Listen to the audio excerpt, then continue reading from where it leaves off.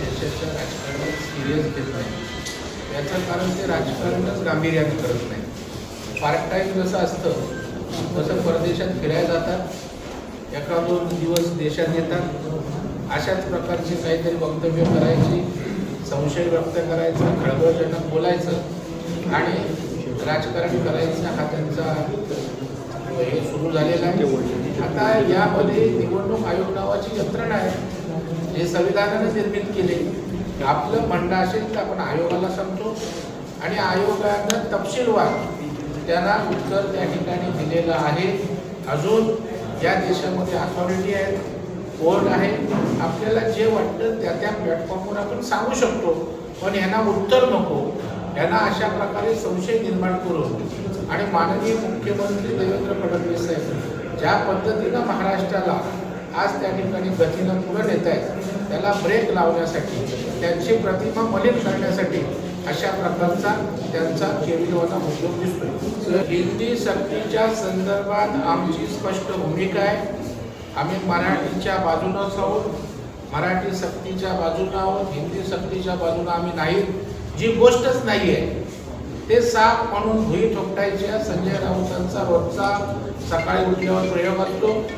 जी गोष्ट सक्तीची नाही ती सक्तीची करून मुंबई महापालिकेच्या निवडणुका, राज्यातल्या निवडणुका आल्यात, ते त्या ठिकाणी अजेंडा सेट करून पाहतात. पण हिंदी सक्तीच्या बाजूने आम्ही कधीच नव्हतो आणि नाही. ते दोघंही ठाकरे आहेत, आम्ही ठरवून ते वागत नसतात, त्यांना त्यांचं मत असतं आणि त्यांनी राजकीय काय करावं हा त्यांचा विषय आहे. आमच्या सांगण्यावर त्या ठिकाणी उद्धवजी ठाकरे साहेब किंवा राज ठाकरे साहेब भूमिका घेतील असं आपल्याला का वाटतंय? त्याच्यामुळं त्यांचे स्वतंत्र पक्ष आहेत आणि यापूर्वी संपूर्ण सगळे महाविकास आघाडीचे लोक विरोधातच होते आणि त्यामुळे महाराष्ट्रातील जनतेनं भारतीय जनता पार्टी आणि महायुतीच्या मागे उभं राहण्याचा मॅन्डेट विधानसभेला दिलाय आणि तोच पुढे त्या ठिकाणी राहील. आम्ही कोण आहे?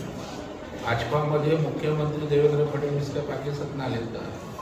आम्ही सगळे भाजपचे नेते, आमदार, खासदार, नगरसेवक, झडपी मेंबर. त्याच्यामुळे मला वाटतं मराठी माणसासाठी जेवढी लोक पुढे येतील त्यांचं स्वागतच आहे. पण केवळ आम्हीच मराठीचे कणवाळू आहोत असं काही नाही आहे. मराठी भाषेला अभिजात दर्जा देण्याचं काम पंतप्रधान नरेंद्र मोदी साहेबांनी केलं. देवेंद्र फडणवीस साहेबांनी यासाठी टोकाचा पुढाकार घेतला. मुंबईतल्या मराठी शाळा कुणाच्या कारकिर्दीत बंद झाल्या, त्याच्यामुळे योग्य वेळी त्याची उत्तरं देऊ. परंतु भारतीय जनता पार्टी सुद्धा मराठी माणसांसाठी आहे, मराठी माणसांच्या उत्कर्षासाठी.